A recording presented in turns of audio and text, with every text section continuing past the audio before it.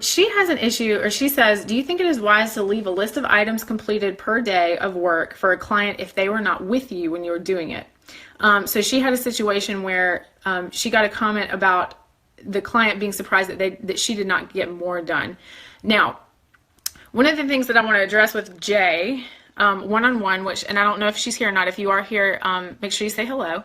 One of the things I want to say, Jay, is that I know that you specifically are transitioning from doing a house cleaning service into doing a professional organizing service. And so I wanted to ask you maybe a little more information about, was this client somebody that you had already been working with as their housekeeper? Because if so, I think it's probably going to be pretty hard to change their perception about what you should be able to do. And Jay says in her question that she actually she had to clean the area a lot before she started organizing, so she feels like that contributed to how their perception of how much she was able to organize the space. And I completely understand that. And Jay, and I completely can relate to your question in general, because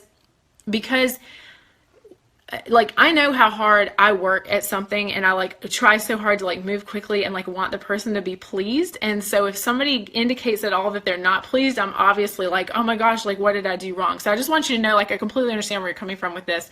But also I think that some clients do not always have the expectations, and Tammy just said this, Tammy Summers, expectations are different for each job. And so some clients might still have unreasonable expectations for like the magic that they think is going to happen in terms of like one session.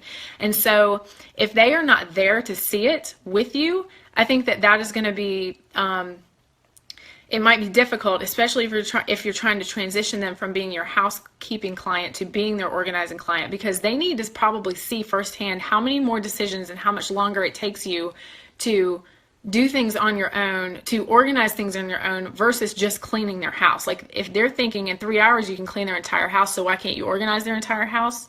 Does that make sense? Like they don't have a reasonable sense of the intensity of what organizing is like, especially if they're not there to help you get rid of stuff. Then you're just like literally putting their stuff in order.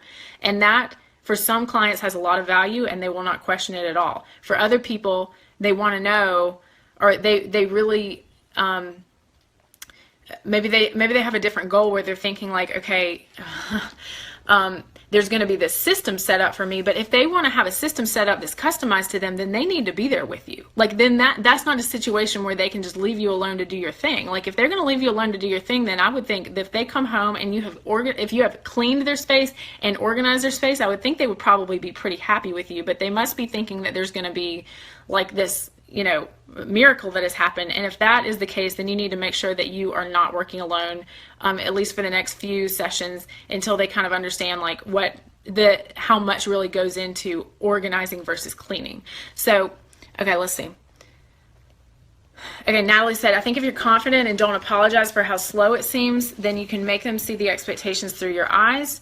If that makes sense, yes, it does.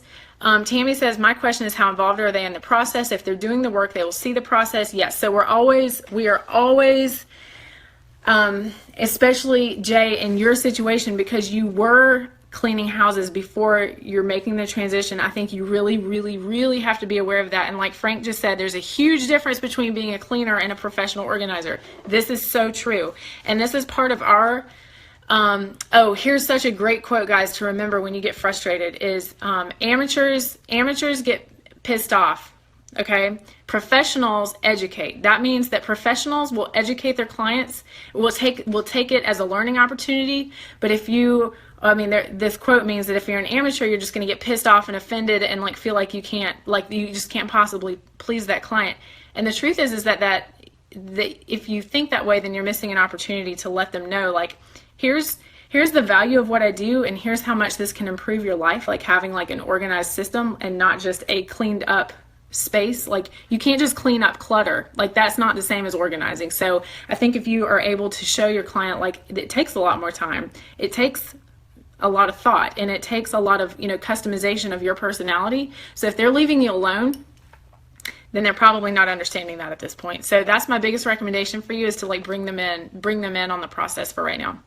Tammy Summers has the next question. Okay, she says, I'm transitioning from one little town to a bigger city 1.5 hours away in the next 3 to 6 months. First of all,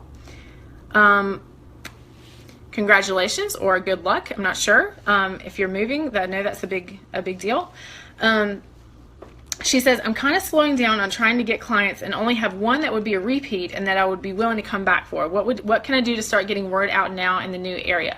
Okay, Tammy, so if you're looking for some free ways to do that, the video from not last week but the week before, which was 25 ways to market your organizing business, that is now posted on YouTube. Obviously there are ways within those 25 ways that I really recommend, and those are the ways that I like really detail for you guys in the masterclass. But if you're just looking for ways to go ahead and start getting the word out now in your new area, I think you might find some inspiration in that. So good luck. Tammy, also, if you are moving, if you personally are moving, I'm not sure exactly from your question, but if you are moving, then definitely, take that opportunity to take before and after pictures, or, some kind of photo documentation of your own moving process, your moving journey, so that maybe you can end up using that on your own social media in the future. So just another way to leverage, your own life experience and, show it to your future clients. Okay, next question is from Carla. Carla says, I want to know how to network within my town without social media. This is important. She says, do you think it is wise to give out business cards to locations around town? My town is a town where some people still use button cell phones, so I want to market to them too. Most of them have farms, and while I don't mind organizing sheds, garages, and shops. Okay, great. So Carla, if you're not going to market through social media, which I completely understand, and in fact, I've had a couple of conversations about not using social media with other people in this group for like various reasons, and I completely understand that. One of those reasons might be if you guys don't want to spend your entire life checking your phone notifications. So it's completely understandable, like not just for the reasons that you're giving. Although I have to say that you might be surprised, how far your website and your digital marketing can go, even in a small town that you don't think has that kind of market. So I would still not skip out on getting your website up and making sure that you have yourself listed on Find My Organizer. I mean, those things cover all areas. So don't skip out on that part. Now, if you don't want to do Instagram, Facebook, I completely understand that too. So you said, do you think it is wise to give out business cards to locations around town? Yes, but also the whole point of that would be so that you can build personal relationships with people around town. And if you said most of them have farms and you don't mind organizing sheds, garages, and shops, then I would get to know the people that I would get to know people that know other people. I mean, in essence, that's what you want, is to get your name out there. So, Carla, for you, I would also recommend going back to the video from a couple weeks ago about 25 ways to market your organizing business, and just start brainstorming ways that don't involve social media or your digital marketing tools, and seeing which things can apply to you. So you guys kind of have to be creative with applying my advice to your particular situation, and this is a perfect example. She said, I sold a package today for 8 sessions, 24 hours. My client only needs me to do her knitting and yarn supplies in one closet. I don't think it will take me 24 hours to do that, but that's the package that she wanted. Okay, this is an interesting problem. So were there other things in her business or her home that she thought maybe we'll have time to get around to?